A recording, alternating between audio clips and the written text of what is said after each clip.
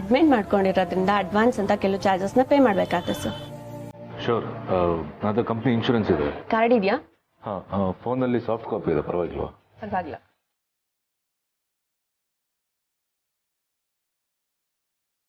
Company name, employee code and insurance number ಇದೆ.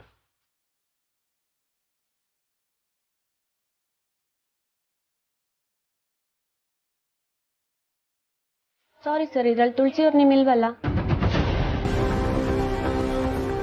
ಅವ್ರಿಗೆ ಪಾಲಿಸಿಯಲ್ಲಿ cover ಆಗಿಲ್ವಲ್ಲ. ಅದೇ ಸಾಧ್ಯ ಮೇಡಮ್? ಏನೋ ಮಿಸ್ಟೇಕ್ ಆಗಿರಬೇಕು. ಇನ್ನೊಂದ್ಸರಿ ಚೆಕ್ ಮಾಡಿ ಪ್ಲೀಸ್. ಅಮ್ಮ, ತಾತ ಇವರೆಲ್ಲರೂ ಹೆಸರು ಇನ್ಕ್ಲೂಡ್ ಆಗಿರಬೇಕು. ಒಂದ್ಸರಿ ಚೆಕ್ ಮಾಡಿ ಮೇಡಮ್. ಇಲ್ಲ ಮ್ಯಾಮ್, ಯಾರ್ಯಾರು ಕವರ್ ಆಗಬೇಕು ಅಂತ ಕೆಲವು ತಿಂಗಳಿಂದ ರಿವೈಸ್ ಮಾಡಿದ್ದಾರೆ ಅನ್ಸುತ್ತೆ. ಸಿರಿಯವ್ರನ್ನೋ ಹೆಸರು ಮಾತ್ರ ಕಾಣಿಸ್ತಾ ಇದೆ. ಬೇರೆ ಹೆಸರೆಲ್ಲ ರಿಮೂವ್ ಆಗಿರ್ಬೇಕು.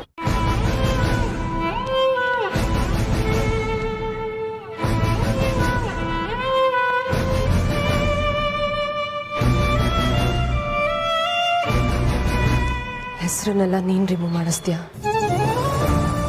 ಬಸ್ಸು ಹೇಳು ಸಮರ್ಥ್. ಅದು ಎಲ್ರದ್ದು ಪೇ ಮಾಡಬೇಕು ಅಂದ್ರೆ ಕಷ್ಟ ಆಗುತ್ತೆ ಅಂತ ಮದುವೆ ಆಗಿದ ತಕ್ಷಣ ನಾನೇ ತೆಗ್ಸಿದ್ದೆ. ಆದರೆ ಹೀಗಾಗುತ್ತೆ ಅಂತ ಗೊತ್ತಿರಲಿಲ್ಲ ಬಸ್ಸು.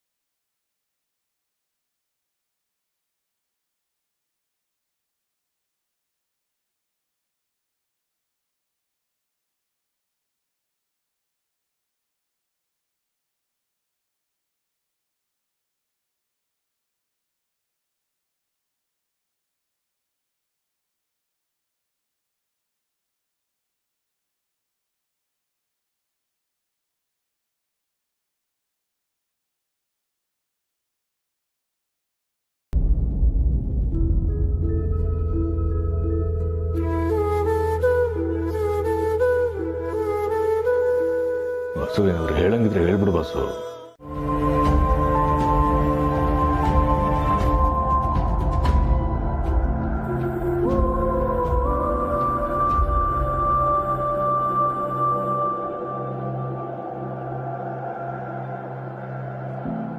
ಡೋಂಟ್ ವರಿ ಸಮರ್ಥ್, ನಿಮ್ಮ ತಾಯಿ ಸರಿ ಹೋಗ್ತಾರೆ.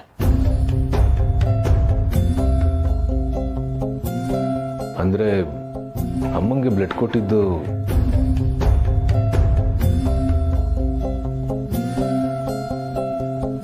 ತುಂಬಾ ಥ್ಯಾಂಕ್ಸ್ ಸರ್. ಬ್ಲಡ್ ಅರೇಂಜ್ ಆಯ್ತು ಅಂತ ಗೊತ್ತಾಯ್ತು, ಆದ್ರೆ ನೀವು ಬಂದು ಕೊಟ್ಟಿದ್ದೀರಾ ಅಂತ ಗೊತ್ತಿರಲಿಲ್ಲ.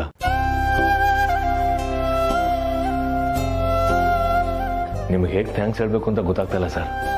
ಈ ಫಾರ್ಮಾಲಿಟೀಸ್ ಎಲ್ಲ ಬೇಡ ಸಮರ್ಥ್. ನಿಮ್ಗೆ ಮತ್ತೆ ಏನಾದರೂ ಹೆಲ್ಪ್ ಬೇಕಿದ್ರೆ ಸಂಕೋಚ ಇಲ್ಲದೆ ಕೇಳಿ.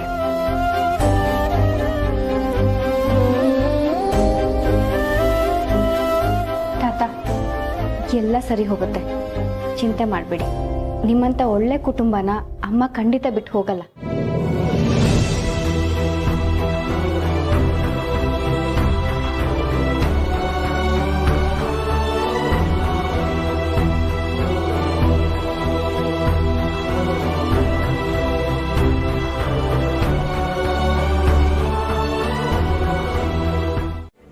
ಒಂದು ಜವಾಬ್ದಾರಿ ಅಷ್ಟೇ ದತ್ತ.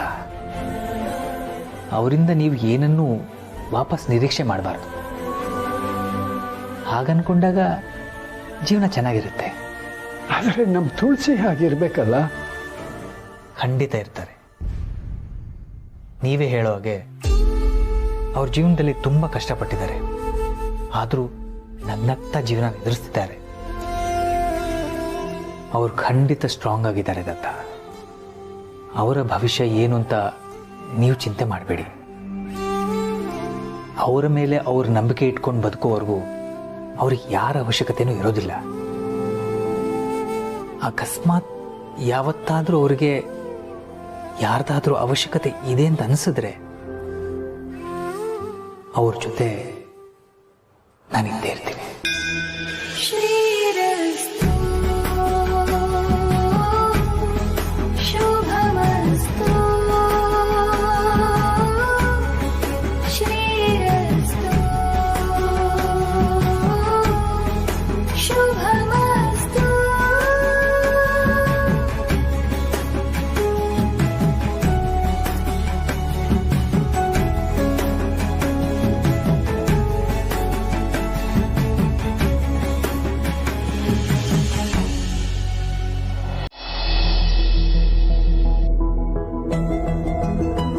ಥ್ಯಾಂಕ್ಸಪ್ಪ.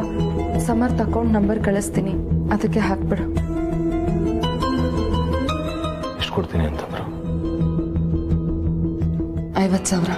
ನನ್ನ ಫ್ರೆಂಡ್ಸ್ದು ಕಲೀಗ್ಸ್ದೆಲ್ಲ ಸೇರಿ 50,000 ಅರೇಂಜ್ ಆಗಿದೆ. ನನ್ನ ಸೇವಿಂಗ್ಸು ಸ್ವಲ್ಪ ಇದೆ. ಅವಿನಾಶ್ ಸರ್ ಏನಾದ್ರು ಹೆಲ್ಪ್ ಬೇಕು ಅಂದರೆ ಕೇಳು ಅಂತಿದ್ರು. ಅಗತ್ಯ ಬಂದರೆ ಅವ್ರ ಹತ್ರ ಒಂದು 50,000 ಕೇಳ್ಬಿಡ್ತೀನಿ. ಸದ್ಯಕ್ಕಷ್ಟು ಅಡ್ಜಸ್ಟ್ ಆಗುತ್ತೆ. ಮಿಕ್ಕಿದೇಗೋ ಆಮೇಲೆ ಅರೇಂಜ್ ಮಾಡೋದ. ಸರಿ.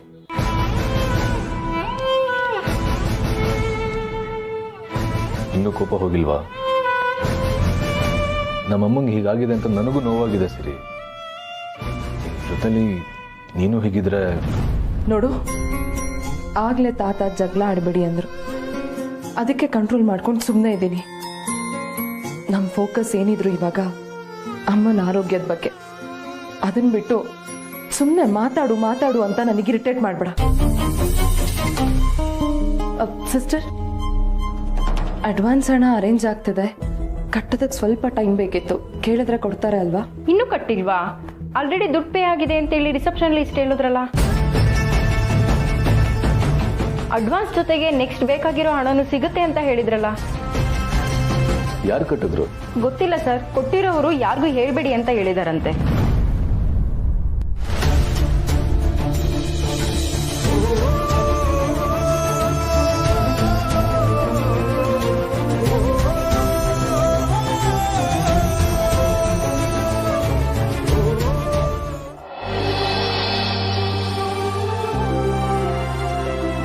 ಎಷ್ಟು?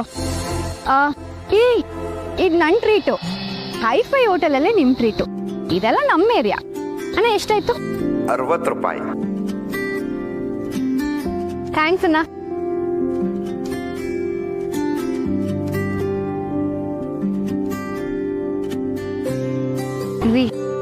ಇವತ್ತು ಆಸ್ಪತ್ರೆಗೆ ಬಂದಿದ್ದಕ್ಕೆ thanks. Anything for you Poorni. Tulasi ಅಮ್ಮ ಬೇಗ ಹುಷಾರಾದ್ರೆ ಸಾಕು. ಸರಿ, ಹೋಗ್ತಾರೆ.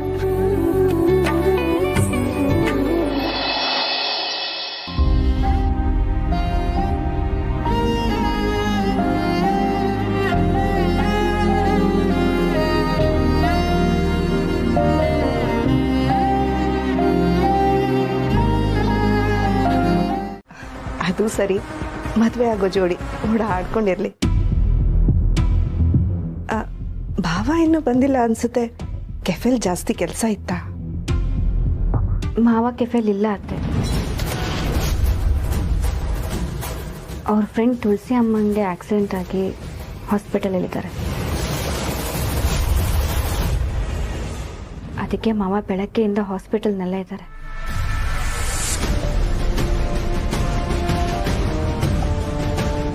ಪಾಪ ತುಂಬ ಒಳ್ಳೆಯವ್ರು ತುಳಸಿ ಅಮ್ಮ. ಹುಷಾರಾದ್ರೆ ಸಾಕು. ಅಯ್ಯೋ ದೇವ್ರೆ, ಒಳ್ಳೆಯವ್ರಿಗೆ ಯಾಕೆ ಹೀಗಾಗುತ್ತೋ ಪೂರ್ಣಿ.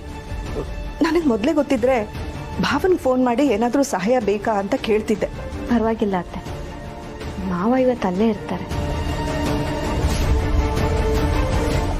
ಕಂಡೀಷನ್ ಇನ್ನೂ ಕ್ರಿಟಿಕಲ್ ಇರೋದ್ರಿಂದ ಟೆನ್ಷನಲ್ಲಿದ್ದಾರೆ. ಛೇ, ಹೀಗಾಗಬಾರ್ದಿತ್ತು. ಏನೇ ಸಹಾಯ ಬೇಕಿದ್ರು ನನ್ನನ್ನು ಕೇಳಕ್ಕೆ ಹೇಳು ಪೂರ್ಣಿ. ಓಕೆ ಅತ್ತೆ, ಥ್ಯಾಂಕ್ಸ್. ತಲೆ ಕೆಡಿಸ್ಕೋಬೇಡ ಪೂರ್ಣಿ. ಅವರು ಹುಷಾರಾಗೋಗಾಗ್ಲಿ ಅಂತ ಆ ದೇವ್ರ ಹತ್ರ ಬೇಡ್ಕೊಳ್ಳೋಣ.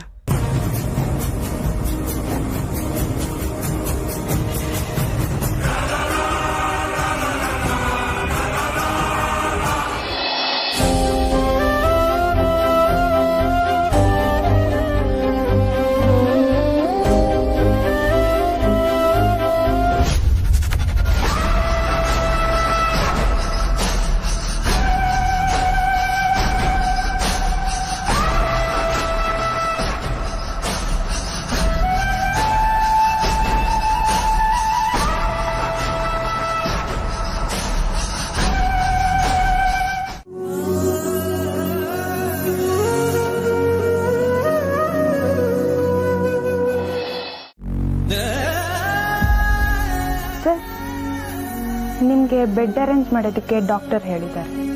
ಸಮರ್ಥ ಅವ್ರನ್ನ ಪಕ್ಕದ ವಾರ್ಡಲ್ಲಿ ಮಲ್ಕೊಳ್ಳಿ ಅಂತ ನಾನೇ ಹೇಳಿದೆ ಸರ್. ನೀವು ರೆಸ್ಟ್ ಮಾಡಿ, ನಾನು ನೋಡ್ತೀನಿ, ಏನಾದರೂ ಇದ್ರೆ ಕರಿತೀನಿ. ಪರವಾಗಿಲ್ಲ ಸಿಸ್ಟರ್, ಅವರಿಗೆ ಎಚ್ಚರ ಆದರೆ ಪರಿಚಯದವ್ರು ಯಾರಿಲ್ಲ ಅಂತ ಗಾಬರಿ ಆಗ್ಬೋದು. ನಾನು ಇಲ್ಲೇ ಕೂತಿರ್ತೀನಿ, ಸಮಸ್ಯೆ ಏನಿಲ್ಲ. ನೀವು ನೈಟ್ ಶಿಫ್ಟ್ ಮಾಡ್ತಿದ್ದೀರಲ್ವಾ, ಏನಾದರೂ ಇದ್ದರೆ ಕರಿತೀನಿ.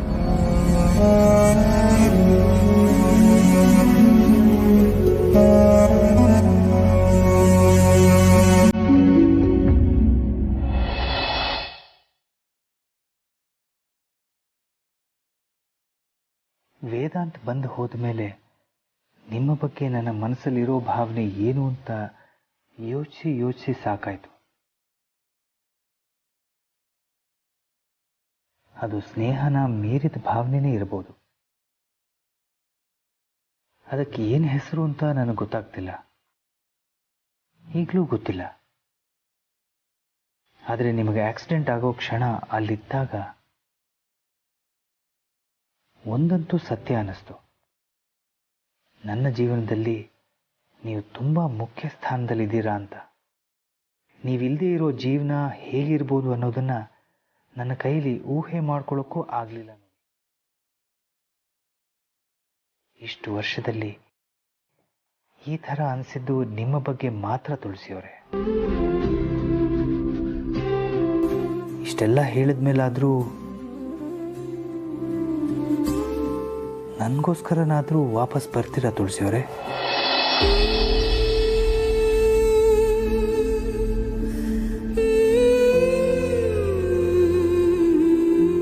ಇವ್ರಿಗೆ ವ್ಯವಸ್ಥೆ ಮಾಡ್ತೀವಿ ಅಂದರೆ ಕೇಳಲೇ ಇಲ್ಲ. ಎಲ್ಲಿ ಪೇಷಂಟ್ ಎಲ್ಲಿದ್ದೀನಿ ಅಂತ ಕನ್ಫ್ಯೂಸ್ ಆಗ್ಬಿಡ್ತಾರೆ ಅಂತ ಇಲ್ಲೇ ಕೂತಿದ್ದಾರೆ.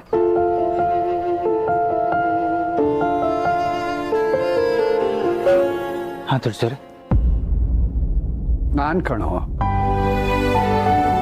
ರಾತ್ರಿ ಎಲ್ಲ ಇಲ್ಲೇ ಕೂತಿದ್ಯಂತೆ. ಕ್ಷಮಿಸಿ, ಯಾವಾಗ ನಿದ್ದೆ ಬಂತು ಗೊತ್ತಾಗಲಿಲ್ಲ. ಕ್ಷಮೆ ಯಾಕೋ, ಇನ್ನು ನಾವು ಕ್ಷಮೆ ಕೇಳಬೇಕು. ಇನ್ನೂ ಪ್ರಜ್ಞೆ ಬಂದಿಲ್ವಂತೆ.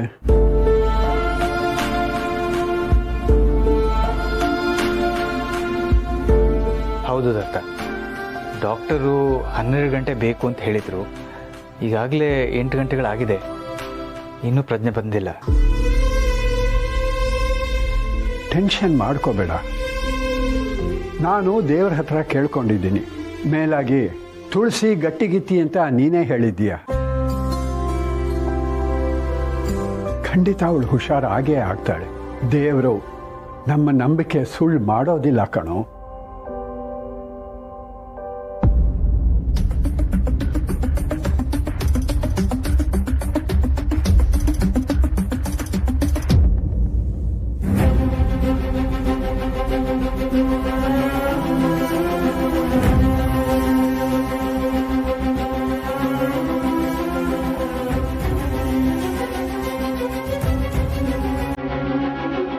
ದತ್ತ, ತುಳಸಿಯವ್ರ ಕೈ ಮೂವ್ ಆಗಿದ್ದು ನೋಡಿದೆ ನಾನು.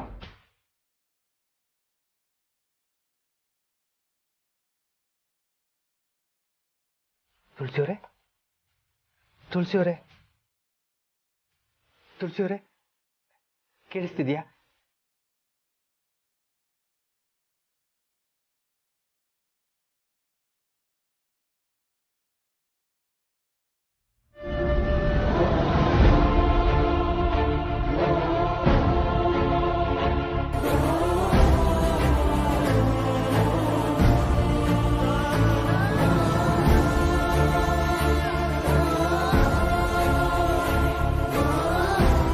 ನಾನು ಈಗಲೇ ಡಾಕ್ಟರ್ ಕರಿತೀನಿ.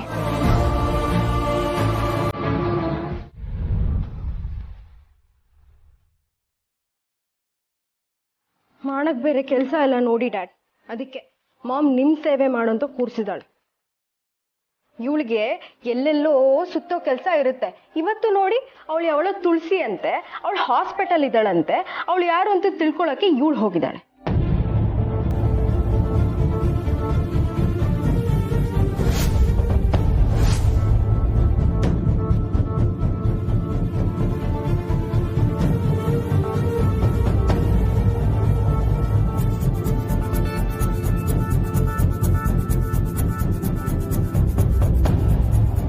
ಇಷ್ಟು ದಿನ ನಿಮ್ ಸೇವೆ ಮಾಡಕ್ಕೆ ಇನ್ಯಾರಾದ್ರೂ ಕಳ್ಸೋಳು, ಆದ್ರೆ ಈಗ ತಾನಿರ್ಬೇಕು, ಇಲ್ಲ ನಾನಿರ್ಬೇಕು, ಇಲ್ಲಾಂದ್ರೆ ಆ ರತ್ನ ಅಷ್ಟೇ.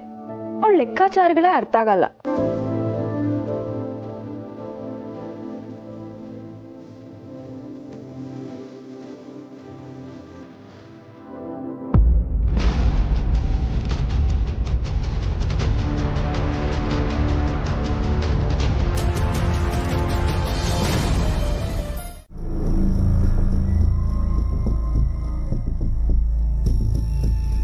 ಬಟ್ ನಿಮ್ಮ ಫ್ಯಾಮಿಲಿ ತುಂಬಾ ಲಕ್ಕಿ, ಅವರು ಇಂಪ್ರೂವ್ ಆಗ್ತಾ ಇದ್ದಾರೆ. ಇದು ತುಂಬಾ ಆಶ್ಚರ್ಯಕರವಾದ ವಿಷಯನೇ.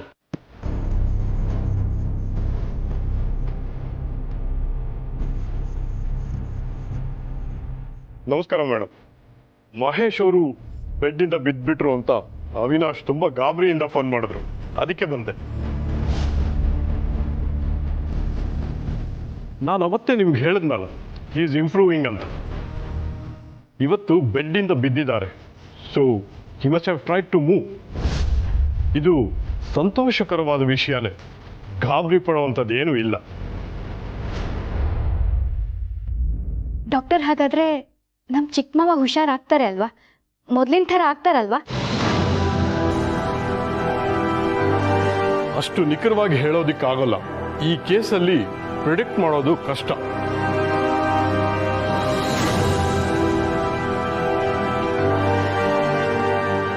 ಯಾಕೆ ಅಂದ್ರೆ 6 ತಿಂಗಳಿಂದ ಇವರು ಇಂಪ್ರೂವ್ ಆಗ್ತಾರಾ ಅಂತ ನೀವು ಕೇಳಿದ್ರೆ ನನಗೂ ನಂಬಿಕೆ ಇರಲಿಲ್ಲ. ಆದ್ರೆ ಈಗ ಇಂಪ್ರೂವ್ ಆಗ್ತಾ ಇದ್ದಾರಲ್ಲ, ಸೊ ಇವರು ಮೊದಲಿನ ಥರ ಆಗ್ಲೂಬಹುದು, ಆಗದೇನೂ ಇರ್ಬೋದು. ಏನು ಅಂತ ಹೇಳೋದು ಕಷ್ಟ.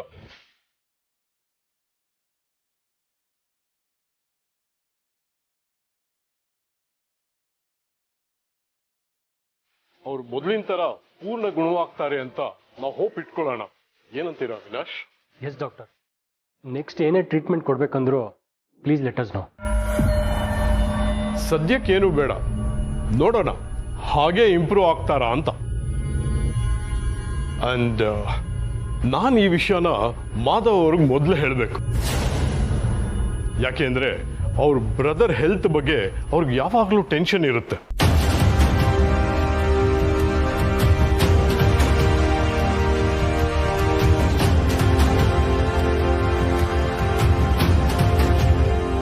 ನಾನೇ ಅವ್ರಿಗೆ ಫೋನ್ ಮಾಡಿ ಹೇಳ್ತೀನಿ. ಅವ್ರನ್ನ ಅಬ್ಸರ್ವ್ ಮಾಡ್ತಾ ಇರಿ. ಈ ಥರ ಏನೇ ಮೂಮೆಂಟ್ಸ್ ಆದರೂ ನನಗೆ ಇನ್ಫಾರ್ಮ್ ಮಾಡಿ. ನಮ್ಮ ಪ್ರಯತ್ನ ನಾವು ಮಾಡೋಣ, ಮಿಕ್ಕಿದ್ದನ್ನ ಅವನು ನೋಡ್ಕೋತಾನೆ ಅಲ್ವಾ?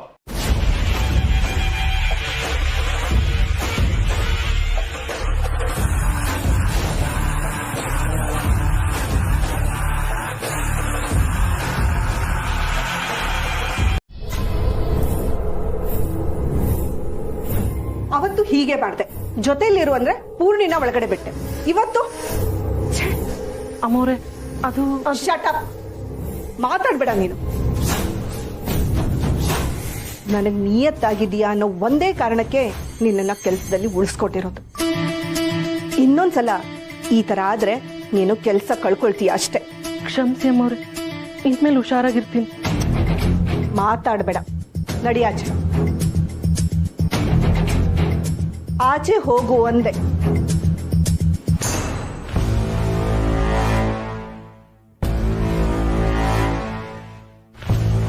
ನಿನಗೆ ಹೇಳಿದ್ದು ಒಂದೇ ಒಂದು ಕೆಲಸ, ಅದನ್ನು ಮಾಡೋಕ್ಕಾಗಲ್ಲ ನಿಮಗೆ? ಕಮಾನ್ ಮಾಮ್, ಫಸ್ಟ್ ಆಫ್ ಆಲ್ ನಾನು ಡ್ಯಾಡ್ನ ಯಾವತ್ತೂ ನೋಡ್ಕೊಂಡೇ ಇಲ್ಲ. ನೀನು ಹಾಸ್ಪಿಟ್ಲಿಗೆ ಹೋಗಿದ್ಯಾ ಅಂತ ನಾನು ಬೈಕೊಂಡು ಅವ್ರಿಗೆ ಸೂಪ್ ಕುಡಿಸ್ತಾ ಇದ್ದೆ, ಅವ್ರು ಕುಡಿತಾನೇ ಇರಲಿಲ್ಲ. ನನಗೆ ಕೋಪ ಬಂತು. ಅಷ್ಟರಲ್ಲಿ ರತ್ನ ಬಂದ್ಲು, ಅವಳು ಕೊಡು ಅಂತ ಕೊಟ್ಟೆ ಅಷ್ಟೇ. ಅಷ್ಟರಲ್ಲಿ ಬೆಡ್ಡಿಂದ ಬಿದ್ಬಿಟ್ರು. ಅದಕ್ಕೆ ನಾನೇನ್ ಮಾಡಕ್ಕಾಗತ್ತೆ ಹೇಳು? ಅಷ್ಟ್ರಲ್ಲಿ ನನಗ್ ಟೆನ್ಷನ್ ಆಗಿ ನಿನಗ್ ಫೋನ್ ಮಾಡೋ ಹೊತ್ತಿಗೆ ಆ ಪೂರ್ಣಿ ಬಂದ್ಲು. ಅವಳು ಗೊತ್ತಾದ್ರೆ ಕೇಳ್ಬೇಕಾ? ಇಡೀ ಮನೆಗ್ ಡಂಗೂರ ಸಾರದ್ಲು. ನಿನ್ನ ನಾನ್ ರೂಮ್ ಬಿಟ್ಟು ಎಲ್ಲೂ ಹೋಗಿಲ್ಲ. ಪೂರ್ಣಿಗ್ ಗೊತ್ತಾಗಿದ್ರಿಂದ ಅವಳು ಅವಿಬ್ರೋ ಕಾಲ್ ಮಾಡಿದ್ಲು. ಅವನ್ ಡಾಕ್ಟರ್ನ ಕರೆಸ್ತಾ. ನಾನೇನ್ ಮಾಡಕ್ಕಾಗತ್ತೆ?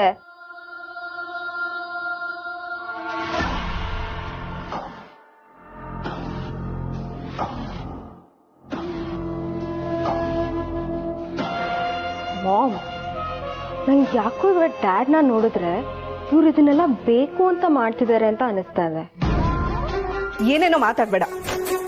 ಸೀರಿಯಸ್ಲಿ ಮಾಮ್, ನೀನ್ ಮಾಡ್ತಿರೋ ಯಾವುದೋ ಒಂದು ಕೆಲಸ ಡ್ಯಾಡ್ಗೆ ಇಷ್ಟ ಆಗ್ತಿಲ್ಲ ಅಂತ ಅನ್ಸುತ್ತೆ. ಅದನ್ನ ತಡೆಯೋದಕ್ಕೋಸ್ಕರ ಇದೆಲ್ಲ ಮಾಡ್ತಿದ್ದಾರೆ ಅಂತ ಅನಿಸ್ತಾ ಇದೆ. ಶಟ್ ಅಪ್ ನಿಧಿ.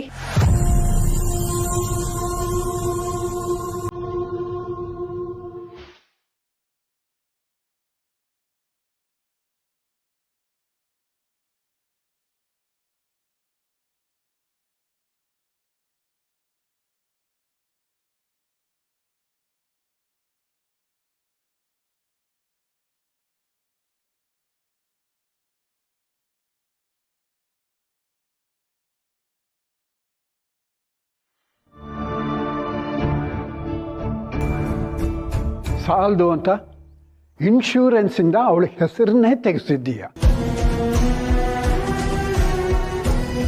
ವಯಸ್ಸಾದ ಮೇಲೆ ಆಸರೆ ಆಗ್ತಾರೆ ಅಂತ ಮಕ್ಕಳನ್ನ ಮಾಡ್ಕೋತಾರೆ. ಆದ್ರೆ ಮಕ್ಕಳು ಹೀಗಿರ್ತಾರೆ ಅಂತಂದ್ರೆ, ಈಗ ನನಗೆ ಮಕ್ಕಳಿಲ್ವಲ್ಲ ಅಂತ ಖುಷಿ ಆಗ್ತಾ ಇದೆ.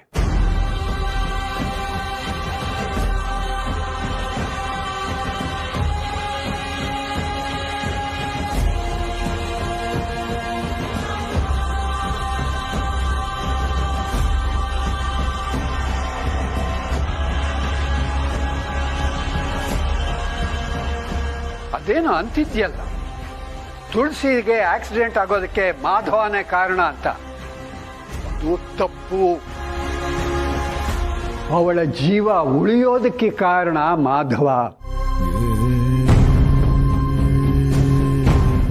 ಆ ಆಕ್ಸಿಡೆಂಟ್ಗೆ ಕಾರಣ ನೀವಿಬ್ಬರು.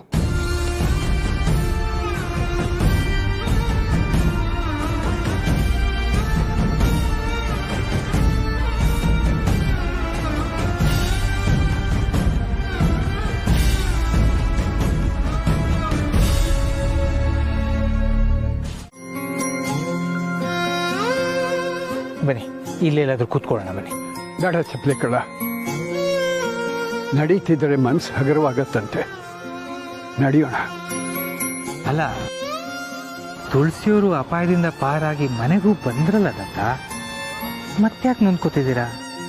ಅವಳು ಅಪಾಯದಿಂದ ಪಾರಾಗಿದ್ದಲ್ಲ, ನೀನು ಪಾರು ಮಾಡಿದೆ ಅಂತ ಹೇಳು. ಖಂಡಿತ ಇಲ್ಲ ದತ್ತ, ಅದು ದೇವರ ಕೃಪೆ. ಹೌದು, ನೀನು ದೇವರಾಗಿ ಬಂದೆ. ಅವಳಿಗೆ ಆಕ್ಸಿಡೆಂಟ್ ಆದಾಗ ನೀನಲ್ಲದೆ ಬೇರೆ ಯಾರಾದರೂ ನೋಡಿದ್ರೆ ಅವಳನ್ನ ಸರಿಯಾದ ಸಮಯಕ್ಕೆ ಆಸ್ಪತ್ರೆಗೆ ಕರ್ಕೊಂಡು ಹೋಗ್ತಾ ಇದ್ರೋ ಇಲ್ವೋ,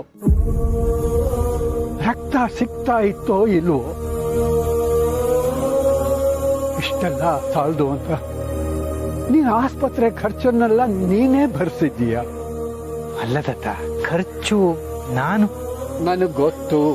ಖರ್ಚಿನ ಬಗ್ಗೆ ತಲೆ ಕೆಡಿಸ್ಕೋಬೇಡಿ ಅಂತ ನೀನು ಹೇಳ್ದಾಗ್ಲೇ ನನಗೆ ಅರ್ಥವಾಗಿತ್ತು. 10 ರೂಪಾಯಿ ದಾನ ಮಾಡಿದ್ರೆ 100 ಜನಕ್ಕೆ ಡಂಗೂರ ಸಾರೋ ಅಂಥ ಕಾಲ ಇದು. ಅಂಥದ್ರಲ್ಲಿ ನೀನು ಲಕ್ಷಾಂತರ ರೂಪಾಯಿ ಖರ್ಚು ಮಾಡಿದ್ರು ಕೂಡ ನನಗೂ ಇದಕ್ಕೂ ಸಂಬಂಧವೇ ಇಲ್ವೇನೋ ಅನ್ನೋ ಥರ ಸುಮ್ಮನೆ ಇದ್ದೀಯಲ್ಲೋ. ಅದು ನಮ್ಮ ನಿಜವಾದ ಬಂಧುಗಳು, ಸ್ನೇಹಿತರು ಯಾರು ಅಂತನ್ನೋದು ನಮ್ಮ ಕಷ್ಟ ಕಾಲದಲ್ಲಿ ಗೊತ್ತಾಗುತ್ತೆ ಅಂತ ಹೇಳ್ತಾರೆ. ಈ 2 ದಿವಸದಲ್ಲಿ ನನಗದು ತುಂಬ ಚೆನ್ನಾಗಿ ಅರ್ಥವಾಯಿತು ಕಣೋ. ಆದರೆ ಇಂಥ ಸಂದರ್ಭದಲ್ಲಿ ನಮಗೆ ಸಹಾಯ ಮಾಡಿದ ನಿನಗೆ ನಿನ್ನ ಹಣನ ತಕ್ಷಣ ವಾಪಸ್ ಕೊಡೋಕ್ಕಾಗ್ತಾ ಇಲ್ವಲ್ಲ? ನನಗೆ ತುಂಬ ನೋವಾಗ್ತಿದೆ ಕಣೋ. ಇವತ್ತು ನೀನು ನಮ್ಮ ಫ್ಯಾಮಿಲಿ ಥರಾನೇ ಇರ್ಬೋದು, ಆದರೆ ಹಾಗಂತ ನಿನ್ನ ಒಳ್ಳೆತನನ, ನೀನು ನಮ್ಮ ಮೇಲಿಟ್ಟಿರೋ ವಿಶ್ವಾಸನ ನಾವು ದುರುಪಯೋಗ ಪಡಿಸ್ಕೋಬಾರ್ದು. ನಾನೇ ಪರವಾಗಿಲ್ಲ ಅಂತ ಹೇಳ್ತಾ ಇದ್ದೀನಲ್ಲ ದತ್ತ. ನನಗೆ ಈಗ ಆ ದುಡ್ಡಿನ ಅವಶ್ಯಕತೆ ಇಲ್ಲ. ದಯವಿಟ್ಟು ಅದನ್ನು ವಾಪಸ್ ಕೊಡೋ ಮಾತಾಡಬೇಡಿ. ನೋಡು ಚಪ್ಲಿಕಳ, ನೀನು ಇಷ್ಟು ಹೇಳಿದ ಮೇಲೂ ನಾನು ನಿನ್ನ ಹಣನ ವಾಪಸ್ ಕೊಡ್ತೀನಿ ಅಂದರೆ ಅದನ್ನು ಅಹಂಕಾರ ಅಂತ ಅನ್ಕೋಬೇಡ. ಅದನ್ನು ನಾನು ಸ್ವಾಭಿಮಾನ ಅಂತೀನಿ. ದಯವಿಟ್ಟು ಬೇಡ ಅನ್ಬೇಡ. ಸ್ವಲ್ಪ ಟೈಮ್ ಕೊಡು, ನಿನಗೆ ಹಣ ವಾಪಸ್ ಕೊಡ್ತೀನಿ ಪ್ಲೀಸ್. ಸರಿ, ನಿಮಗೆ ಸಮಾಧಾನ ಆಗುತ್ತೆ ಅಂದರೆ ನಿಮಗೆ ಯಾವಾಗ ವಾಪಸ್ ಕೊಡೋಕ್ಕಾಗುತ್ತೋ ಆವಾಗಲೇ ಕೊಡಿ, ಓಕೆನಾ?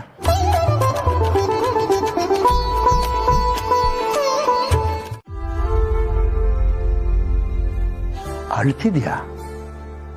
ಏನಾಯ್ತಮ್ಮ? ಏನಿಲ್ಲಪ್ಪ, ನೀನ್ ಬಂದಿದ್ ನೋಡಿ ಖುಷಿ ಆಯ್ತು. ಇಲ್ಲ, ಏನೋ ಮುಚ್ಚಿಡ್ತಾ ಇದೆಯಾ?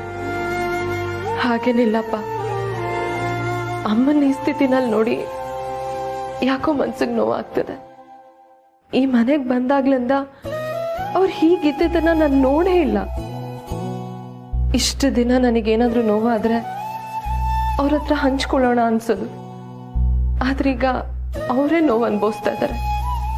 ಅದನ್ನ ನೋಡಿ ಅಳು ಬಂತಷ್ಟೆ. ನೀನೇನು ಟೆನ್ಷನ್ ಮಾಡ್ಕೋಬೇಡಮ್ಮ. ತುಳಸಿಯವರು ಭಾಳ ಗಟ್ಟಿ, ಅವ್ರು ಬೇಗ ಹುಷಾರಾಗ್ತಾರೆ. ನೋಡು, ಆಗಲೇ ಬಂದು ಕೆಲಸನೂ ಶುರು ಮಾಡ್ಕೊಂಡಿದ್ದಾರೆ.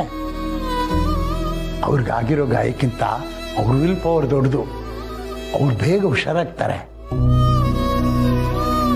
ನಿನ್ ಮಾತು ಕೇಳಿದ್ರೆ ನನಗೆ ಸಮಾಧಾನ ಆಗತ್ತಪ್ಪ. ಅಮ್ಮಂಗೆ ಹೀಗಾದ್ಮೇಲೆ ಯಾಕೋ ಯಾರ ಹತ್ರನೂ ಮಾತಾಡೋದೇ ಬೇಡ ಅನ್ಸೋದು. ಹಾಗೆಲ್ಲ ಅನ್ಕೋಬೇಡ.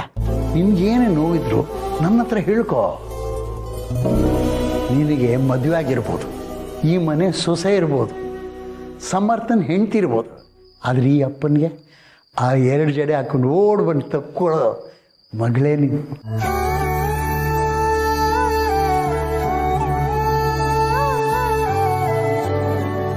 ಈಗ ನೆಮ್ಮದಿ ಅನ್ನಿಸ್ತಿದೆ ಅಪ್ಪ. ನಿನ್ನ ಆರೋಗ್ಯ ಜೋಪಾನ.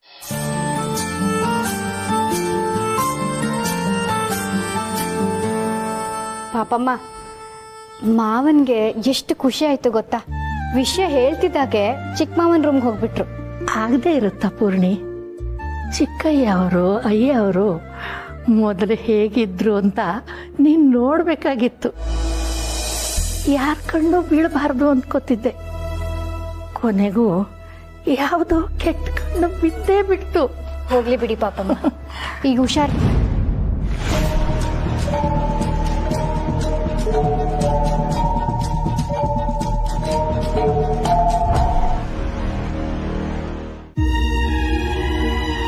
ದೀಪಿಕಾ,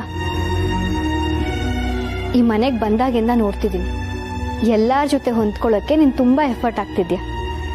ಈ ಮನೇಲಿ ಇಷ್ಟು ವರ್ಷ ಇರೋದಕ್ಕೆ ನಾನೊಂದು ಮಾತು ಹೇಳ್ತೀನಿ, ಬೇಜಾರು ಮಾಡ್ಕೋಬೇಡ. ಪೂರ್ಣಿ, ನನಗೆ ಏನು ಕೇಳಕ್ ಮೂಡಿಲ್ಲ. ಗೊತ್ತು ದೀಪಿಕಾ, ನಿನ್ ಮೂಡ್ ಸರಿ ಹೋಗ್ಲಿ ಅಂತಾನೆ ಹೇಳ್ತಿರೋದು. ನೀನು ಹೀಗೆ ಡಲ್ ಆಗಿದ್ರೆ ನಮ್ಮೆಲ್ಲರಿಗೂ ಒಂಥರ ಅನ್ಸುತ್ತಲ್ವಾ? ನೀನು ಅಭಿ ಮಾತಾಡ್ಬೇಕಾದ್ರೆ ನಾನಲ್ಲೇ ಬರ್ತಾ ಇದ್ದೆ. ನೀವಿಬ್ರು ಮಾತಾಡಿದ್ದು ನನಗೆ ಕೇಳಿಸ್ತು. ನಾನು ನಿನ್ನನ್ನ ತಂಗಿ ಅನ್ಕೊಂಡಿರೋದಕ್ಕೆ ಕೆಲವು ಮಾತಾಡೋಣ ಅಂತ ಹೇಳ್ತಿದ್ದೀನಿ. ಅಭಿ ನಿನ್ ಜೊತೆ ಸ್ವಲ್ಪ ರೂಢಾಗೆ ಮಾತಾಡಿರ್ಬೋದು, ಆದ್ರೆ ಈಗ ಅವನು ಬಿಸ್ನೆಸ್ ಟೆನ್ಷನ್ ಅಲ್ಲಿದ್ದಾನೆ ಅಲ್ವಾ? ನಮ್ಮೆಲ್ಲರಿಗಿಂತ ಹೆಚ್ಚಾಗಿ ಈ ಸಿಚುಯೇಷನ್ ಅಲ್ಲಿ ನೀನು ಅವನ್ನ ಅರ್ಥ ಮಾಡ್ಕೊಳ್ಬೇಕು, ಅವನ ಜೊತೆ ನಿಲ್ಲಬೇಕು. ಅವನಿಗೆ ಸಮಯನೇ ಇಲ್ಲದೆ ಇದ್ರೂ ನಿನಗೋಸ್ಕರ ಟೈಮ್ ಸ್ಪೆಂಡ್ ಮಾಡ್ತಿದ್ದಾನೆ. ಅದನ್ನ ನೀನು ಅಪ್ರಿಷಿಯೇಟ್ ಮಾಡ್ಬೇಕಲ್ವಾ? ಮದುವೆ ಆದಮೇಲೆ ಇಂಥ ನೂರಾರು ಸಮಸ್ಯೆಗಳು ಬರ್ಬೋದು. ಸೊ ಅದಕ್ಕೆ ಹೊಂದ್ಕೊಂಡು ಹೋಗೋದು ಕಲ್ತ್ರೆ ಅಭಿಗೂ ಖುಷಿ ಆಗುತ್ತಲ್ವಾ? ಎಲ್ಲರಿಗಿಂತ ಹೆಚ್ಚಾಗಿ ನೀನು ಈ ಮನೇಲಿ ವಿಶ್ವಾಸ ಗಳಿಸ್ಬೇಕಾಗಿರೋದು ಅಭಿದಲ್ವಾ? ನಂಗೆ ಈಗ ಮಾತಾಡಕ್ಕೆ ಇಷ್ಟ ಇಲ್ಲ ಅಂತ ಹೇಳ್ದೆ ತಾನೆ, ಸುಮ್ಮನೆ ಇದ್ದೀನಿ ಅಂತ ಲೆಕ್ಚರ್ ಕೊಡ್ತಿದ್ದೀರಲ್ಲ. ನನ್ನ ಅಭಿ ವಿಷಯದಲ್ಲಿ ತಲೆ ಹಾಕ್ಬೇಡಿ ಅಂತ ಮೊದಲೇ ನಾನು ನಿಮ್ಗೊಂದ್ಸಲಿ ಹೇಳಿದ್ದೆ ಅಲ್ವಾ? ನಾವಿಬ್ರು 3 years ಲವ್ ಮಾಡಿ ಮದ್ವೆ ಆಗ್ತಿರೋದು. ನಮ್ಮ ಬಗ್ಗೆ ನಿನಗೇನು ಗೊತ್ತು? ಅಕಸ್ಮಾತ್ ನನ್ಗೇನಾದ್ರೂ ನೋವಾದ್ರೆ ಹೇಳ್ಕೊಳಕ್ಕೆ ಅಪ್ಪ ಅಮ್ಮ ಇದ್ದಾರೆ.